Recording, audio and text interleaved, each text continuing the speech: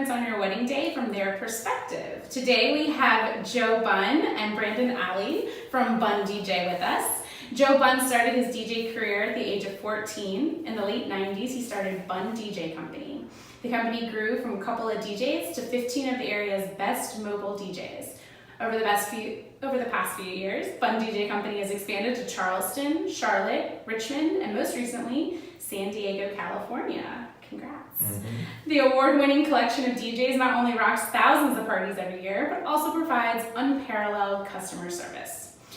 Joe still DJs almost every weekend, but in recent years has also been helping other entrepreneurs across the country grow their business. Brandon has been also in the DJ industry his whole life, began his professional DJing career in 2011 at the Bunn DJ Company headquarters before opening his office in Charlotte.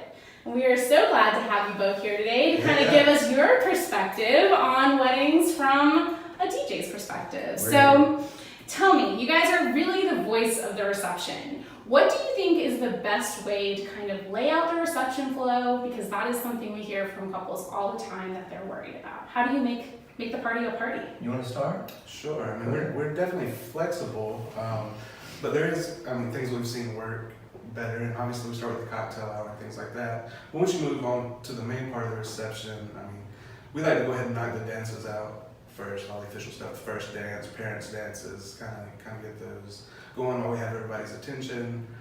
And then usually you have a welcome or blessing from a parent or uncle or something like that, and then move on to dinner. What do you think from there on? Yeah, I think that's pretty standard. I definitely am a huge proponent of introductions and at least the first dance. Please just come in and do your first dance. I don't think you're ever going to have everybody's attention again like you will at that moment. Good point. Everybody's excitement level, everybody's drinking level is manageable at that point. Right.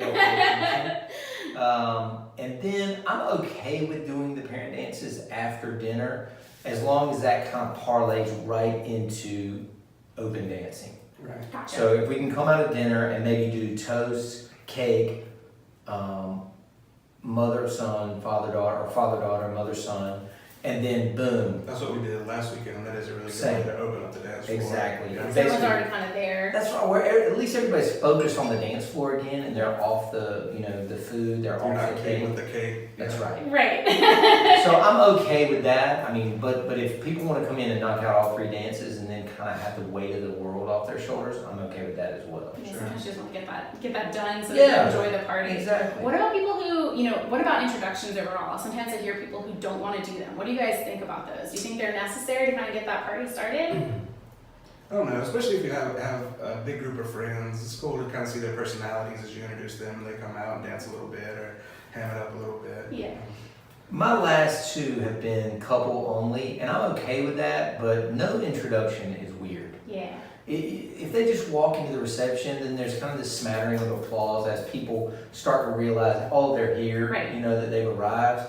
It's much better to have a professional MC when you say to be like, ladies and gentlemen, please welcome the new Mr. and Mrs. Smith or whatever. At least you've got that attention, and even if they are, not attention seekers or attention hogs, at least just welcome them into the room and then everybody knows. Yeah.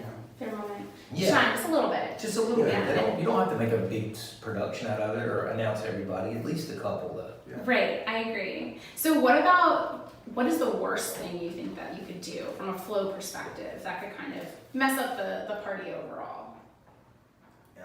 There's several. Yeah, let's hear them all.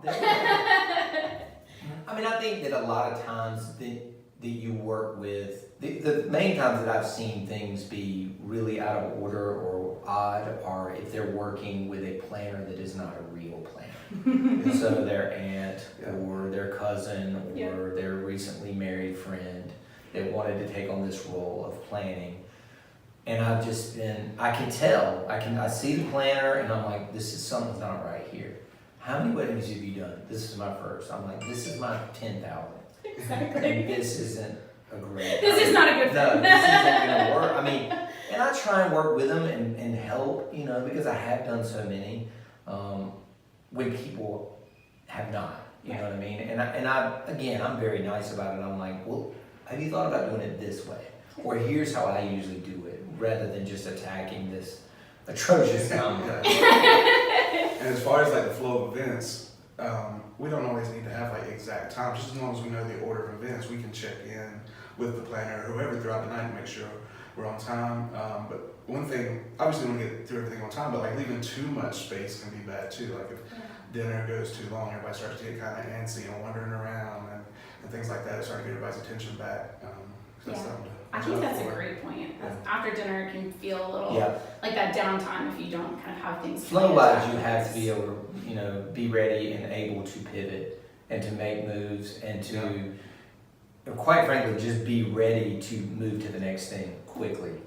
Like, again, dinner ends early. There's no need to have people sitting there looking at their watch, trying to figure out if they want to leave or not. Why are we not dancing? Like, just make the move to go to the toast, do the parent dances, and then move quickly to dancing. And say that. Like, as the MC, I'm going to say, here's what's coming up, and then we're moving into dancing. So that there is no awkward, what are we doing? Why are we singing? Yeah. Right. What do you think about holding on to some of those big things towards later in the night? Like a lot of people want to wait on cake cutting or bouquet and garter. Do you think that's a good thing to do for the flow or a bad thing to do for the flow? I mean, if you have plenty of time for dancing, a couple hours at least, I feel like it's not a bad thing to put it like an hour in, give everybody a little bit of a break. You mean what part? The bouquet and garter? Bouquet and garter. Yeah. I'm okay with, if there's anything that can push till late, it's that. One, because it's quick, it's a short stop for the dance floor. Yeah. It still has some like fun and energy to it. I don't want to push things like cake or toast or anything super serious way late into the dance set. Especially cake. That's the dessert 9 times out of 10. Like at the end of dinner, let's cut the cake if people want to eat this cake. And then, as we all know, that's kind of like the unofficial older guests can leave signal.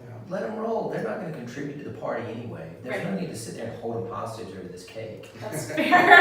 Cut the cake and let's move on. Let's party. Yeah, I think that's great. So what about, obviously, you guys live in the world of music. That's a big part of kind of building that party. What tips do you have for couples when they're actually picking the music for their reception? We definitely always ask for input from the couple on the songs they have to hear, their must-play songs. And they do that online. There's an actual online planner that they can That's pick really from. nice. Yeah, so 15 to 20 songs is great from them, but also leaving us some flexibility to kind of read the crowd and see what everybody's vibing on to keep the party going. Leaving us with some flexibility is definitely great, and trusting us to make those decisions the night of.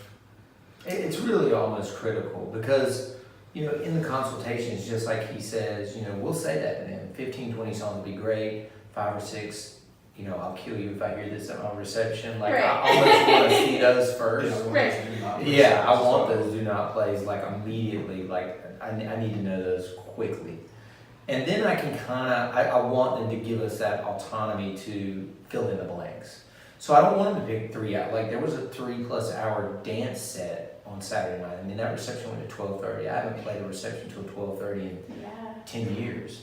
But it was 3+ hours of dancing, and she picked a ton of music, but I still was able to insert things that I knew were going to go over into that set. And if some of their favorite songs are not necessarily songs that you can dance to, make sure to tell us those, but maybe we'll say we'll put those during dinner to slip some of those in. Exactly. There's so many opportunities to play these non-danceable artists or songs.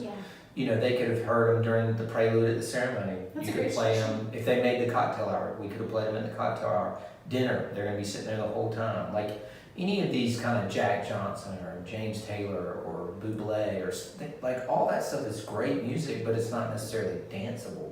Right. So, or any of these artists that people like you love 90s alt rock, like right. that We can figure that out. Yeah. Like they have a place at your reception, just not necessarily from 9 to 11 dance break. Yeah. Right. And like you said, you have cocktail hour and dinner, so that's almost full 2 hours of that kind of fun, music that you like that you can. Of course, and I think it makes the guests realize, oh, the couple has taken the time to meet with this guy. Yeah. They hear Radiohead. No DJ would play Radiohead. Right. So they must have talked to Brandon, talked to Joe and said, we really love this band. Make sure that there's some songs played in this part of the night by this band. couples tell us all the time, like, you know their personality. I'm like, yeah, we talked to them. Yeah, We found out what they were Right, like. we actually met with them. I think that makes a huge difference though, because the music does tell such a story about their personality, so I think that's great. And so, I mean, you said, 10, 12 songs is a good amount. Like, how involved should a couple be in like picking those songs that you guys are going to play throughout the night? And where do you think the too involved line gets? I mean, you got to kind of keep in mind that we're going to play 2 to 3 minutes per song, and how long the actual event's going to be when they're picking songs. But I mean, definitely tell us your 10 favorite songs that you love to dance to, whatever they are. We want to know those, and then give us some artists that you like. And it's definitely key to have those going into it, so that we're not guessing from the get-go.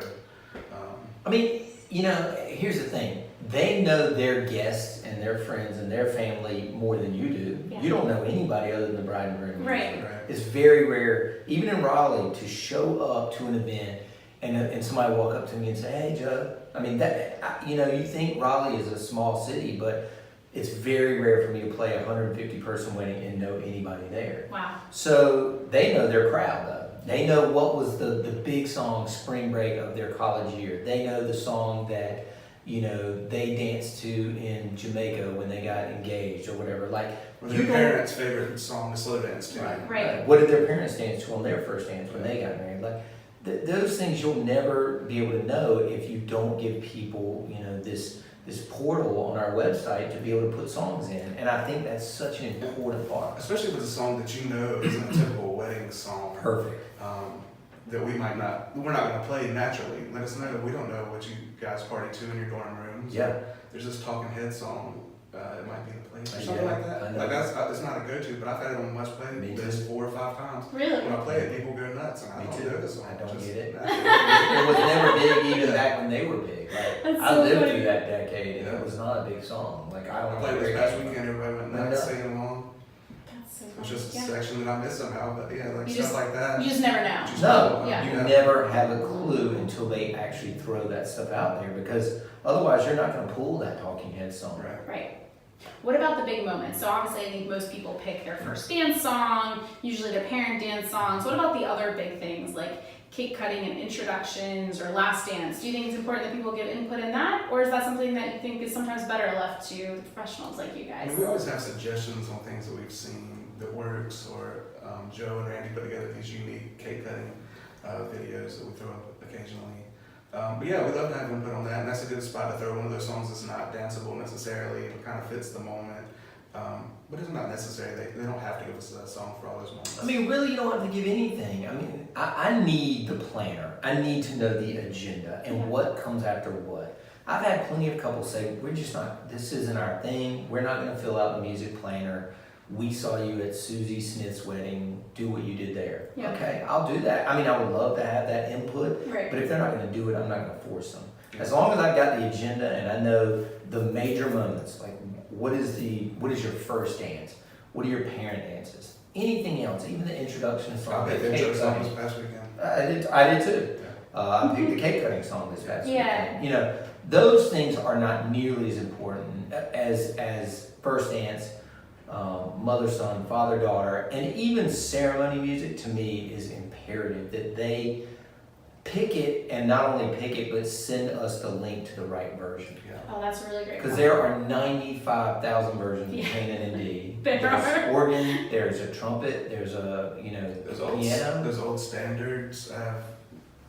I can't. Yeah, Crazy they have to pick the ceremony music. I can't do that. Yeah. It's too personal, and there's too many versions of these songs. Yeah. So send us the Spotify link, and then we'll manufacture that. Do they need to provide you with music for the prelude too, or is that something you guys feel like is less important than those kind of big? I mean, if they give us like genre. Yeah, exactly. All I need is a vibe for that. Yeah. Yeah. If they like that Vitamin Strings, quartet stuff, the covers of the pop songs, I'm okay with that. If they like more Beatles, I'm okay with that, or acoustic. I've got 6 different prelude playlists. That's hard to say. It is. Tongue twister. Yeah, and usually one of those will work. Yeah. It's very rare that somebody is that specific, but those moments like seating the parents, Mhm. bridesmaids, groomsmen, the processional, the recessional, please don't ask me to pick that. It's just It's a lot of pressure. It's too personal. Too personal. That's great. So what do you guys think are the biggest contributors to a packed dance floor versus, an empty dance floor? Because obviously that's a big concern for a lot of people. They want to have a great party.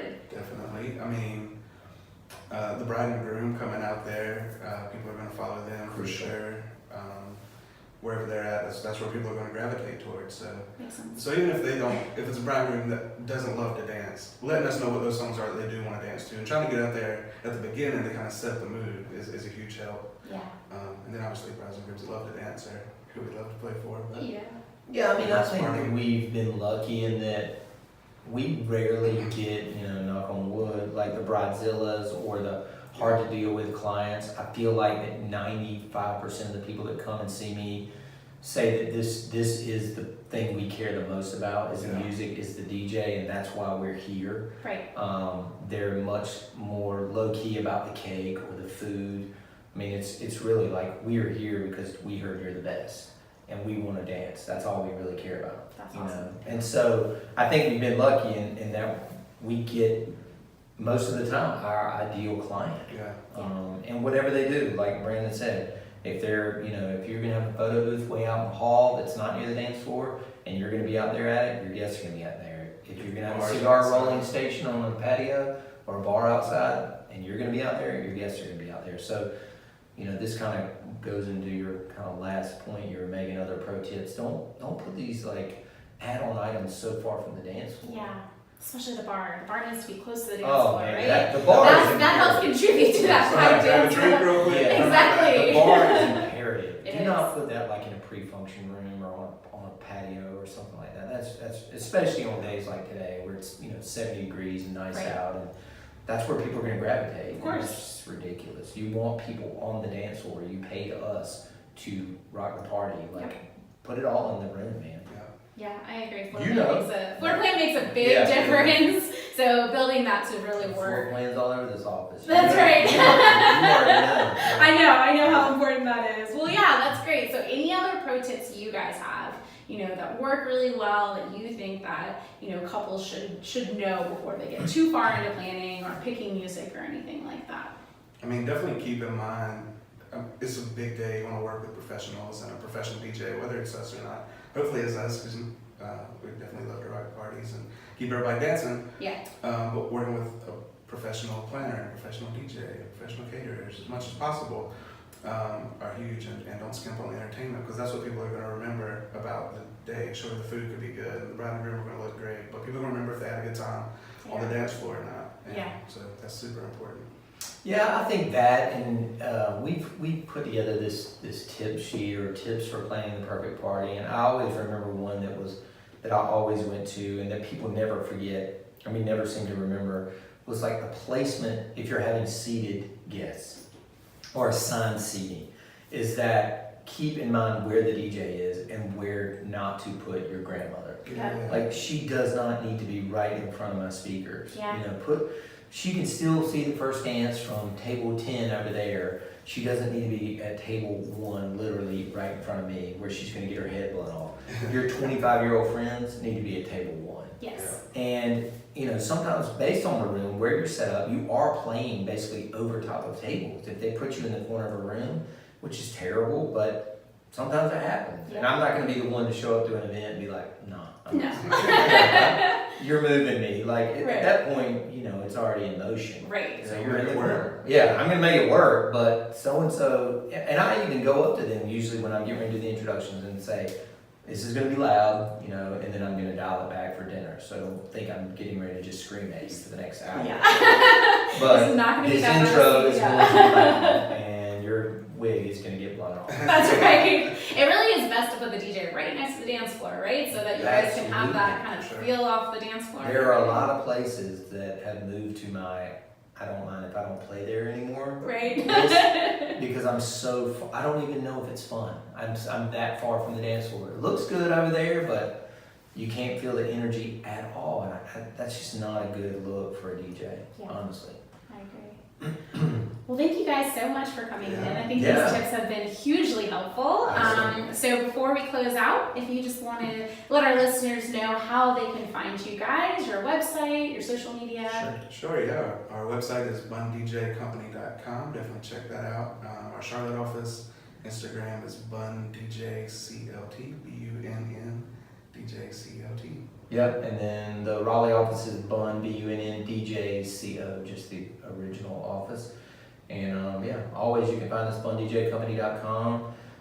Shoot us an inquiry, and you can pick whichever office, wherever you're listening from. Yeah. I wish I could say there was an office near you, but right now it's pretty much East Coast and West Coast. We've got you covered, so reach out to us. Thank you guys. Thank you.